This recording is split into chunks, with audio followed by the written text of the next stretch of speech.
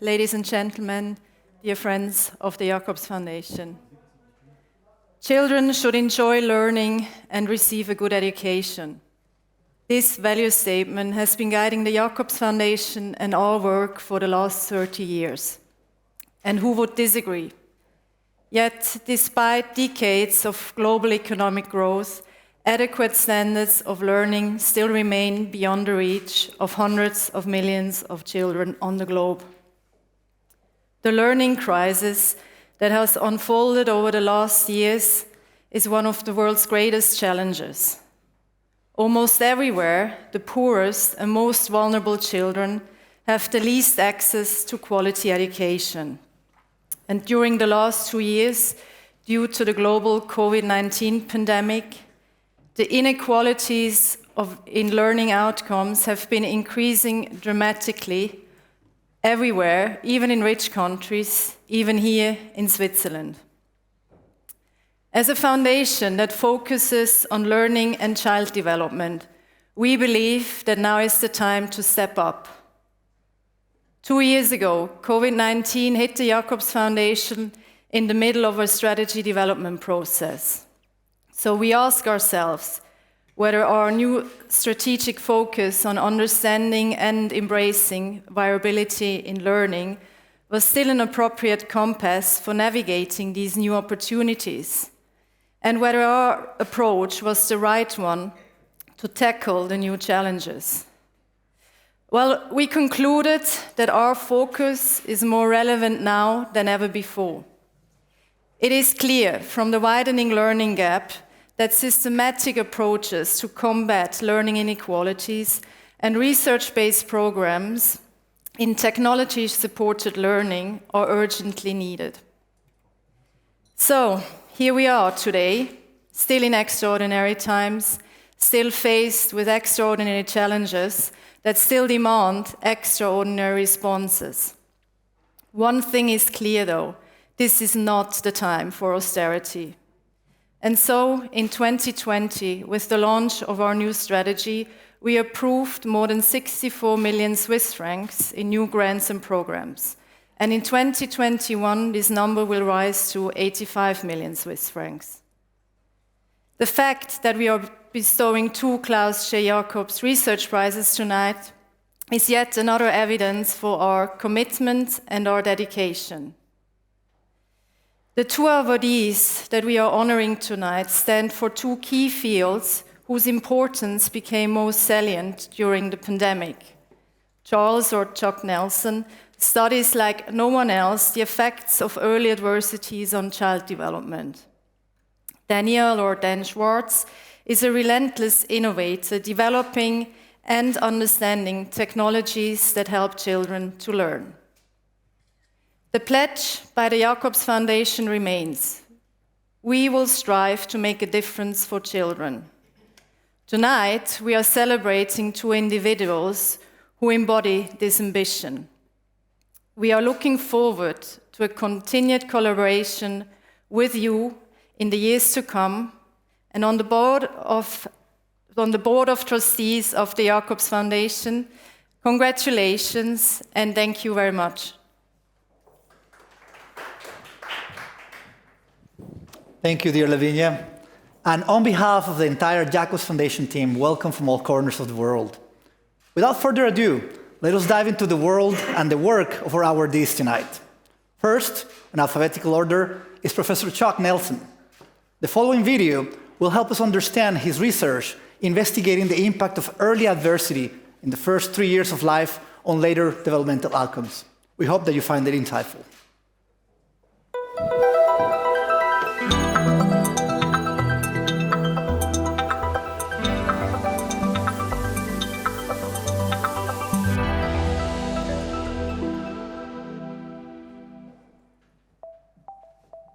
Dr. Nelson, as a researcher, is unique in some ways. He's able to both focus on some very fine details, some very fundamental scientific questions, yet he can change direction and focus on much broader issues that have a widespread societal impact.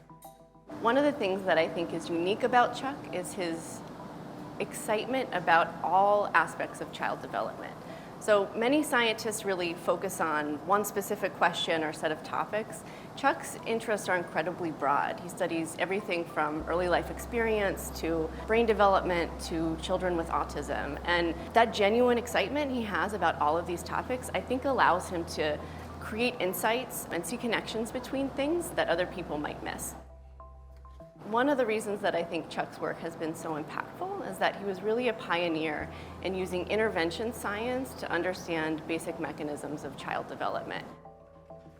My research is primarily focused on understanding how exposure to adversity early in life becomes embedded in brain development, which in turn affects behavioral development. And in terms of adversity, I'm interested in both psychosocial adversity, like children who experience deprivation or neglect or maltreatment, as well as biological adversity, such as kids who are malnourished or have chronic illnesses. And in both cases, the goal is to understand how these early experiences become biologically embedded to impact the course of development. I became interested as an undergraduate in how experience impacts development, and I was really interested in human brain development. And the question was, what are ways that we can actually manipulate experience to see how it impacts development, or conversely, to look at accidents of nature in which children were deprived of certain experiences simply by virtue of the way they were born. For example, they were born with a hearing deficit or a visual deficit. And I think over the years I've refined that to gradually narrow down on the effects of negative experiences, which is what we refer to as adversity. In the year 2000, Charlie Zena, Nathan Fox, and I launched the Bucharest Early Intervention Project, which was designed to look at the effects of early institutional rearing on development.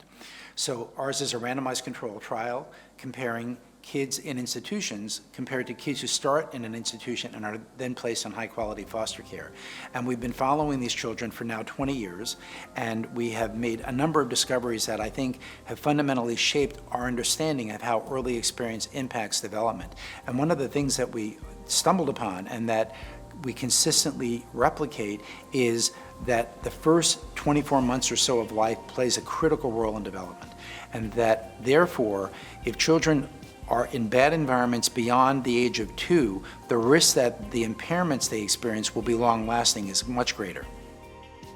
I think Dr. Nelson's work has really had a profound impact on the field of child development. He demonstrated through his studies, particularly with orphans in Romania, the plasticity of the brain of children, and that really showed for the first time that a number of developmental delays were able to be completely reversed. About 5 years ago, a group of us formed a research network focused on toxic stress and its effects on development. And the goal was to develop biomarkers that can be used as an objective readout of how adversity would impact young children. My part of the project was to use EEG as a way of looking at how the brain had been impacted by adversity. So what we could do is we could look at the association between mothers reporting how many adverse life events they had experienced, as well as their perception of stress, how much stress they felt under. And we looked at how that related to the baby's brain activity. And what we found was a very powerful correlation that the more perceived stress or the more life events that the mother experienced that were negative, the greater the reduction in the baby's brain activity. And that told us that we now had an objective way of looking at how stress in moms can impact their baby's development. By following Matteo over time, we can see, are there changes over time? We know that developmentally, baby's brain activity will change with age, but the question for us is, will it also change as a function of how much stress you experience or how much adversity you experience? So we have these individual sensors here, and each one is soaked in a little salt water, and then we just put it right on the head. And there are landmarks, so we know exactly where each one of these should go. So when we put this on, this will take all of a few minutes to put on, and if Matteo continues to sleep, it'll take even less time than that. And once that's on, we're just going to basically show Matteo a couple of the scenes on screensavers on a computer monitor, and during that time, we'll just be recording his brain activity. So as we were discussing before with Matteo, we put this hat on his head, and the hat has 128 sensors, and each sensor is recording the electrical activity that the billions of neurons in Matteo's head are generating. And we can use this electrical activity as a way to study brain development, but we can also use it as a way to see how high levels of stress that moms are exposed to has an impact on their child's development and their child's brain development. And then finally, we can use this brain electrical activity here as a way to try to help us understand behavior. So for example, do children with better language show different patterns of brain activity than children with more impoverished language?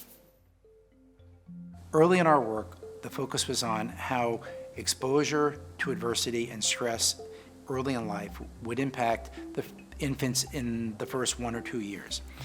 As the children got older and we had the opportunity to study even more sophisticated abilities like language, we started to realize the need to continue to follow these children as they got older. And the reason is that we also started to worry that they could be at a heightened risk for developing different forms of psychopathology like anxiety disorders or attention deficit disorder. So now the goal is to study these children through at least 5 or 6 years of age, and then we can look at their academic performance, we can look at their mental health, and we can look at their physical health. Chuck is an incredibly collaborative scientist, and he's enormously committed to mentorship. And so when he approaches research questions, he always includes the trainees in his lab in the big questions. He allows them to make big decisions about how projects should be designed and really contribute and get involved in the science right from the beginning. And I truly think that that is unique among senior scientists. My work has always been inherently interdisciplinary. And because of that, and because I can't be an expert in everything, it's led me to be highly collaborative. So I have to work with people who study genetics or epigenetics, or people who do basic neuroscience, or people who do policy work, or people who do educational psychology. Aside from the great honor of receiving this award, there's the prize money that comes with this award. And of course, the first thing I thought of is, how can I make use of this award money to improve the work I'm doing and improve the lives of children? And the answer to that question to me was to continue the Healthy Baby Study, meaning that this gives me the opportunity to study our children far beyond the age of 2 or 3, but actually study them as they make the transition to school. And that would allow me to look at how these early experiences impact not just infancy and toddlerhood, but also impact academic achievement and mental health and physical health. Early in my career, I defined myself as a basic scientist and didn't think my work had big implications for improving the lives of children. But over the years, I realized how much policymakers are dependent on good science. And that really came to fruition for me in the Bucharest Early Intervention Project. The World Health Organization and UNICEF and the European Union all use the work from the BEIP as their strongest evidence to convince governments around the world to stop putting abandoned or orphaned children in institutions. I think this has become very relevant right now. It may well be that we hit 2 million orphans because of this pandemic before 2022 is over. And so I think this work has really shown that policymakers need to pay attention to what the science is telling us, because it will fundamentally shape how we deal with big problems like children growing up without parents. The Healthy Baby Project also has implications for policy, because we've demonstrated that as early as 2 months of age, babies' brain development is impacted by the stress and adversity mothers are experiencing. And as a result, it tells us that we need to do something to help families and to help mothers who are experiencing adversity and don't have access to resources, be they mental health resources or even just resources to help feed the family. And if we don't do that, we're at great risk of having children whose development has gone awry early on and will stay off track for the rest of their lives.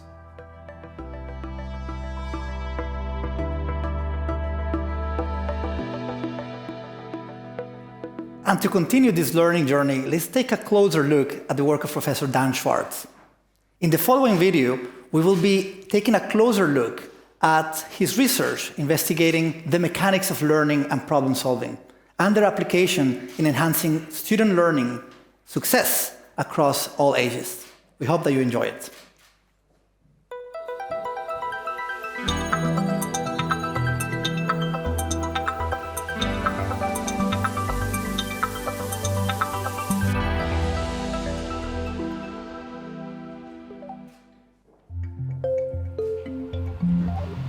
So my students and I had been teaching a course to help people understand how people learn and how to improve learning.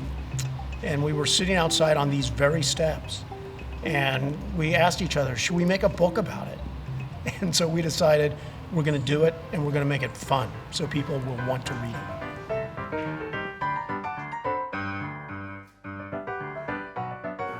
And so we got a colleague, Neil Levine, who has done a lot of artwork for our technologies, and asked him to write characters for each of the chapters. There's a lot of creative ideas that are scientifically founded, and so we're trying to expose them to that so they have a bigger pantry of things that they can include in their instruction to make it more effective. I'm using Dan's work in a couple of ways. One way is in education. I bring it into my classroom in teaching PhD students and postdocs about education and helping them develop their educational approaches. The second is in my research lab, where I continue to look at what does it mean to be an expert relative to a novice, and what are tools that we need to help novices become at least less novice-like and a little more expert-like. I think being a teacher for a long time led to the style of research I do. So I taught in Los Angeles, inner city, for a year, and it was very successful. And then a job opened up in very remote Alaskan village. This is about 50 miles south of the Arctic Circle, no roads in or out. And this was like a dream opportunity for me because I like the outdoors, I like different cultures. So I ended up teaching there for 5 years. And then somewhere around the third year, microcomputers showed up. And from basic zeros and ones, I could create complete worlds. And so I kind of fell in love with it. And I used it to try and design new ways to teach the kids I was working with. All this work starts from an educator's perspective. It's all about how can you make people better in ways that they want. We start from there, and then we use those constraints to solve basic questions about how people learn and think. And ours is kind of unique in that we always want the students to enjoy it.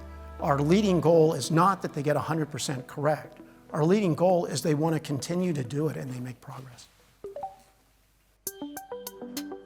A faculty member put me in touch with Dan to do an honors project in education, bringing together the math background and the computer science with what Dan loves to do, which is to understand how people learn and what's hard about a concept and like what do you really have to get people to understand about that concept.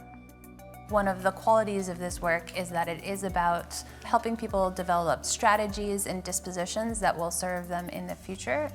It's about how they'll approach a new situation, being able to help children develop these strategies and maybe in ways that they actually recognize when they're useful in a new situation where they have to learn something. I think that's one of the ways that this could have an impact.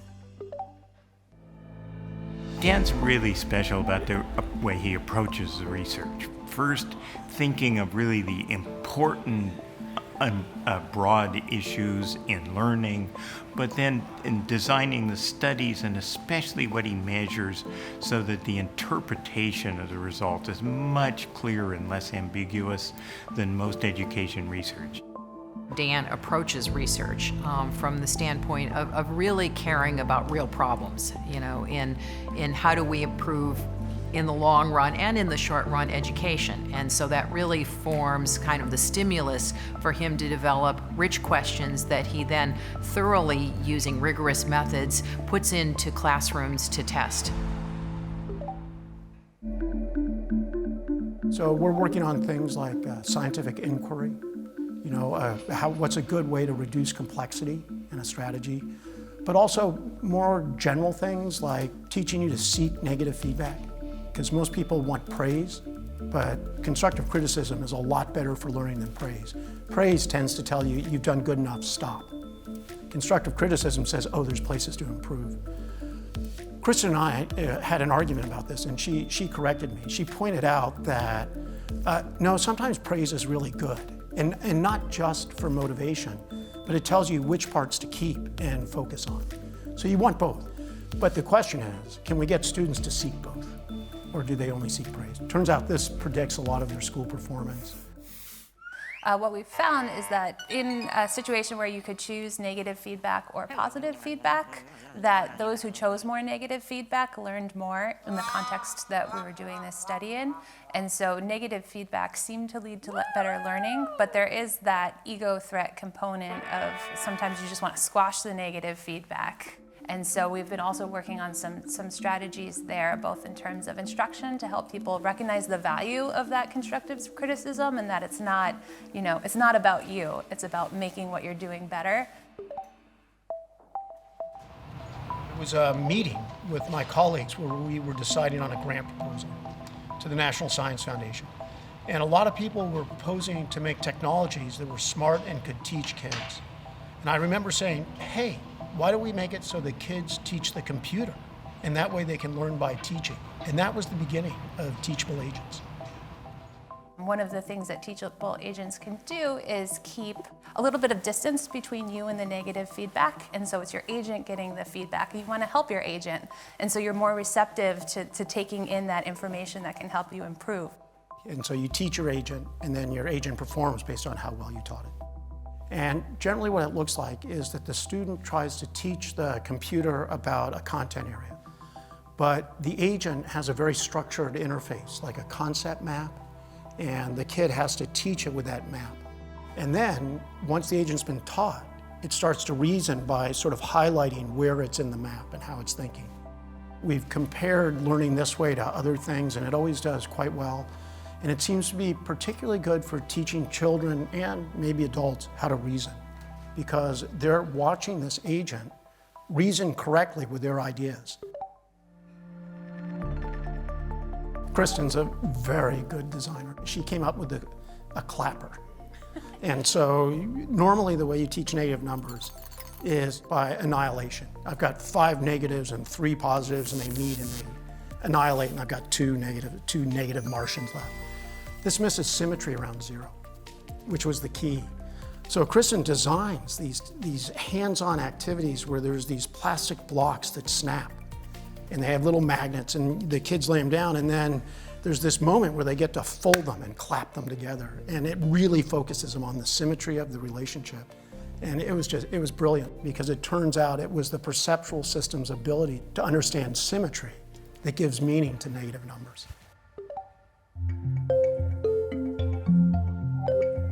So my work is about helping people grow, and it's a close friend of research on development. And so sometimes we think of development as maturational processes that'll have a natural course unless something disrupts them, right? And if something disrupts them, then it's going to be very hard in the future. And so this is phenomenally important work. I sort of pick up after that and I say, now, what does it take to learn to be part of a culture? And so how can we get people to keep growing, but now it depends on learning, as opposed to just pure biological maturation or things that are universal, like mothers, right? And so we take that sort of nurturing approach to it. We think about how can we help these kids grow by learning things that are going to be important so they can learn the next thing, so they're going to be flexible, satisfied, and thrive in life.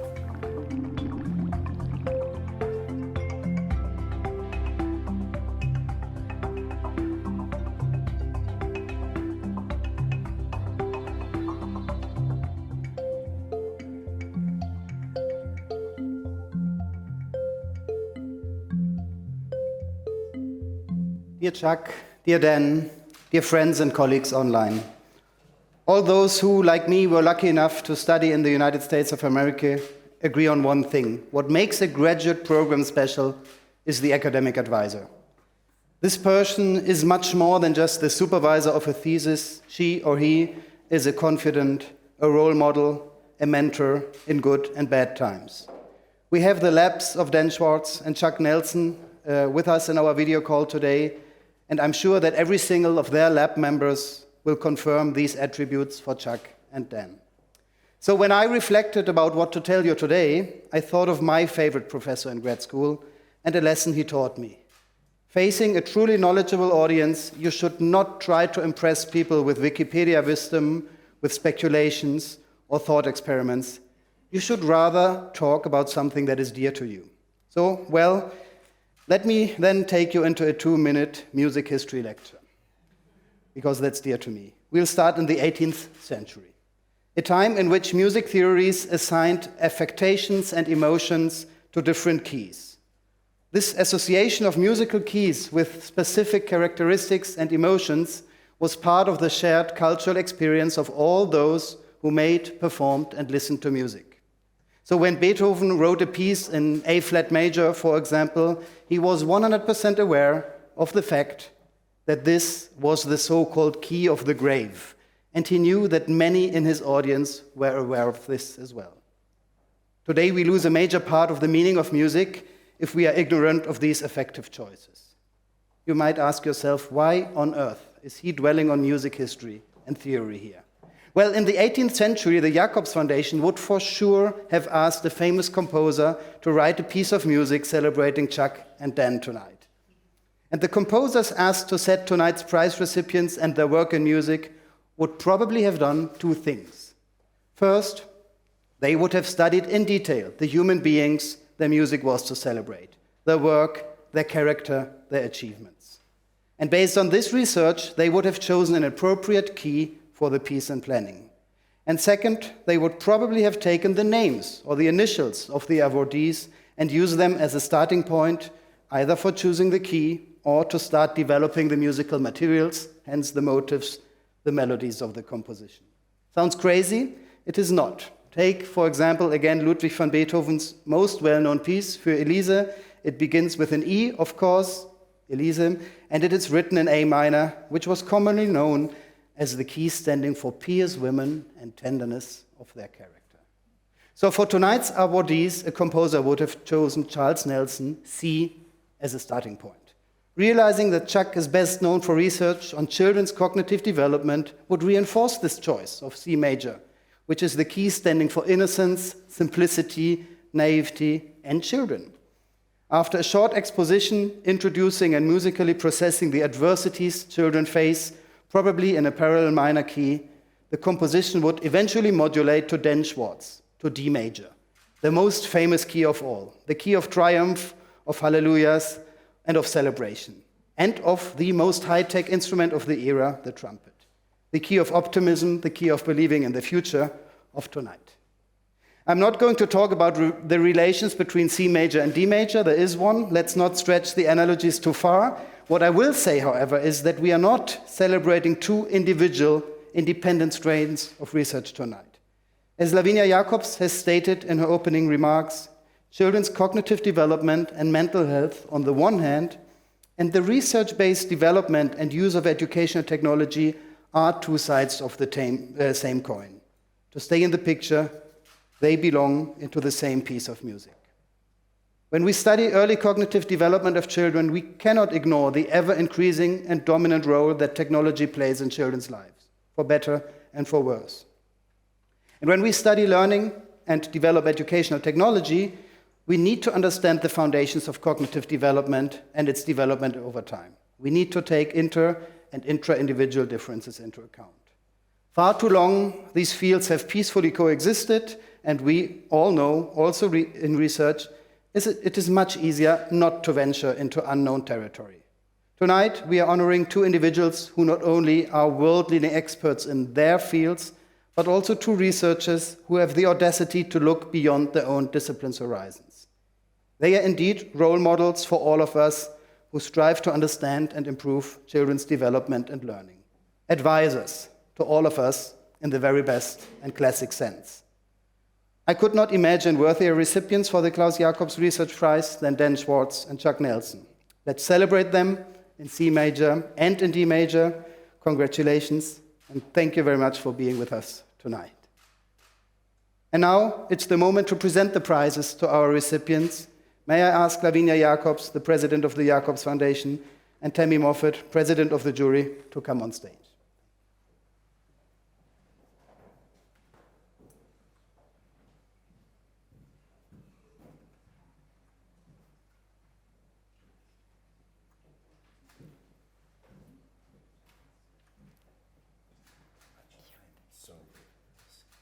Thank you. 3 cheers for you from the whole jury. Hurrah. Thank you. And now, Yeah, well, let's take this so you don't have to hold this heavy thing.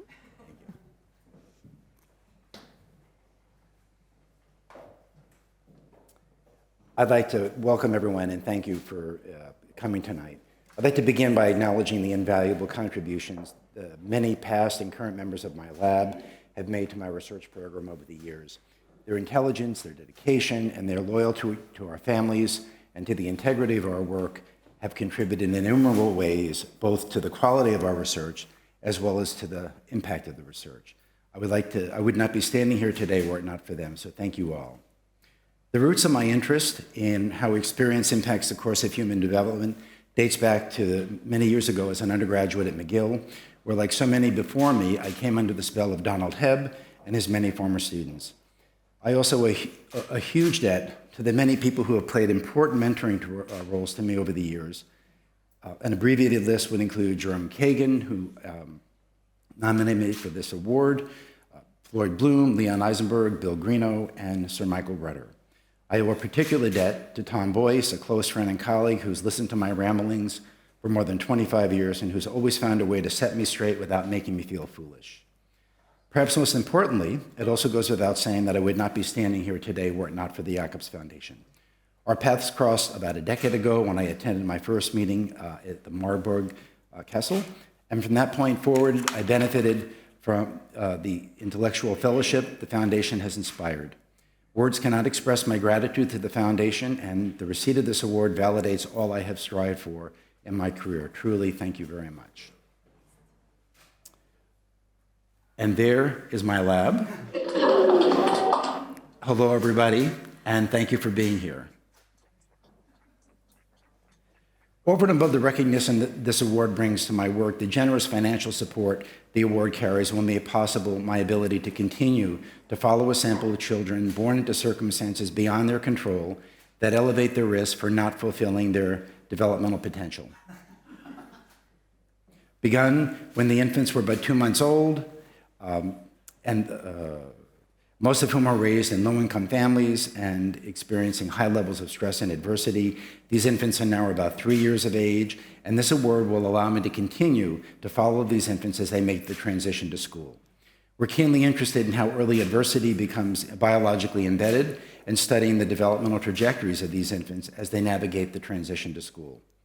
Having developed a predilection for longitudinal studies, something I share with Dr. Moffitt, the opportunity to continue following these infants is one that I shall not take for granted, and again, my heartfelt thanks to the Foundation. Last but not least, I wish to acknowledge the support of family and friends, particularly my wife, Gwen, who has allowed me to spend seemingly endless hours indulging in something I love, my son, Colin, who made me appreciate development in ways not captured by my research, and a multitude of collaborators and now friends, in particular Nathan Fox and Charlie Zena, without whom the Bucharest Early Intervention Project would not be possible. Thank you very much, and thank you very much. And thank you very much. And I'll see you Monday. Thank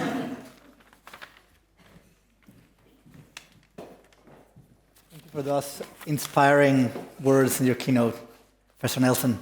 May I please ask Lavinia Jacobs and Professor Moffitt on stage.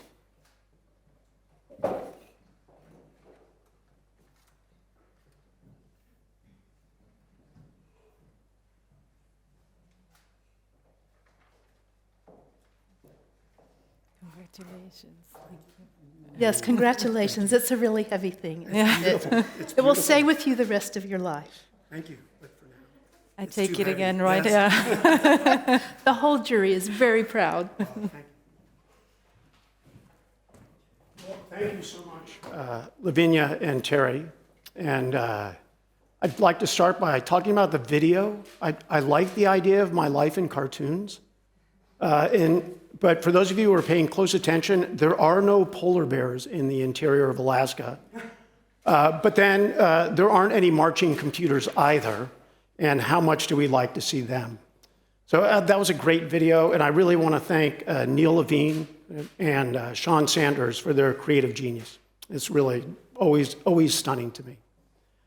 So when I learned that I had received the honor from the Jacobs Foundation, I was quite surprised. Here's a foundation that is doing so much to improve the lives of youth that it's the foundation that we should be honoring. So I just want to share my profound thank you to Lavinia Jacobs and Terry Moffat and Simon Summer and Fabio Segura for all that you do for the future of children. I very much hope that I may collaborate with the foundation to bring forward a new science of learning. When I think about why I received this prize, it can't be so much for my specific accomplishments or clever studies, even though I do have a few studies, which are my favorites. Rather, I think it's for an agenda that brings a new approach towards learning. So I was educated in the tradition of cognitive science, where the question was, how do people solve problems, and why do they make mistakes, for example, on standard-looking tests or basic cognitive abilities? And so we've made a lot of significant progress in this area. If there's someone in the audience who wants to get a very good score on a test, I can probably help them quite a bit. So it's good. But having taught in schools for many years, I changed the scientific question for myself. The goal is not to fill the brain with facts and procedures, but to transform the brain to have new capabilities. And so when we educate, we're not strengthening a mental muscle so much as we're teaching different parts of the brain to dance together. Because once you go into school, you're connecting all sorts of things that we didn't evolve to connect. So this ability to coordinate is what puts children in a position to continue learning even when I'm no longer there to help them. So my question is more consistent with work in developmental psychology that looks at the trajectory of growth rather than performance in a moment of time, which can often be very misleading.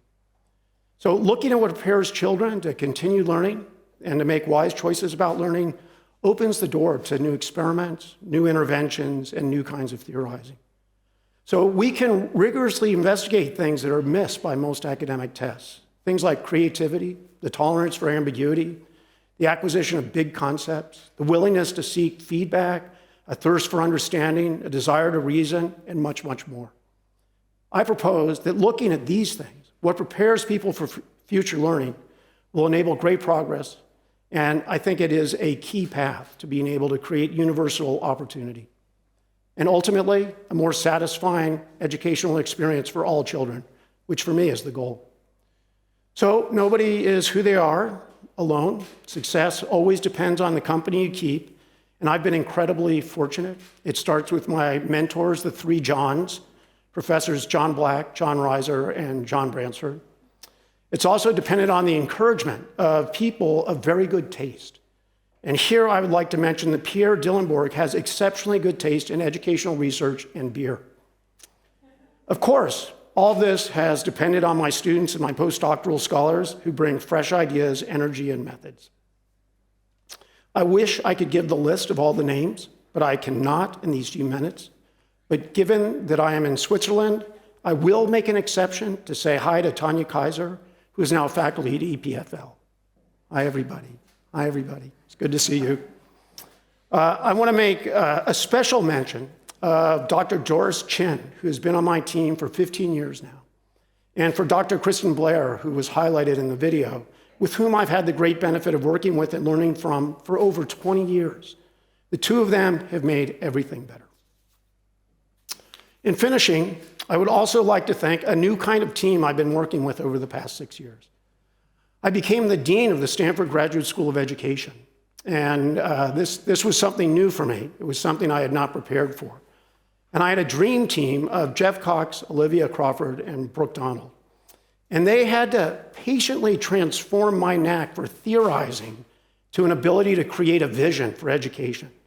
And so talk about teaching the brain a new dance. And they've been very patient, incredibly tolerant, as we brought Stanford University to put transforming learning as a major university priority in its long-range vision. And I hope to tell you all about it someday. But for now, I will end with my profound gratitude to the foundation, my colleagues, my beloved here in the audience, and my tolerant son. I always tell stories about my son, Ben, to make a point, even though only half of them are true. But he's very good-natured, and he's prepared to continue learning because he can adapt. And that is the key to continued learning, is the ability to adapt. So best wishes to you all and to my lab. It's great to see you all. Thank you.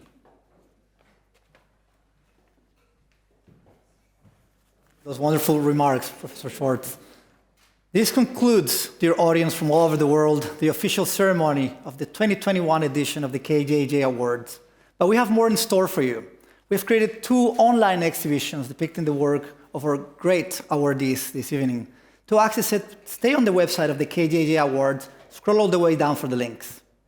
With this, we hope to see you again next year, hopefully that time in person, and wish you all a great day and a good evening. Good night.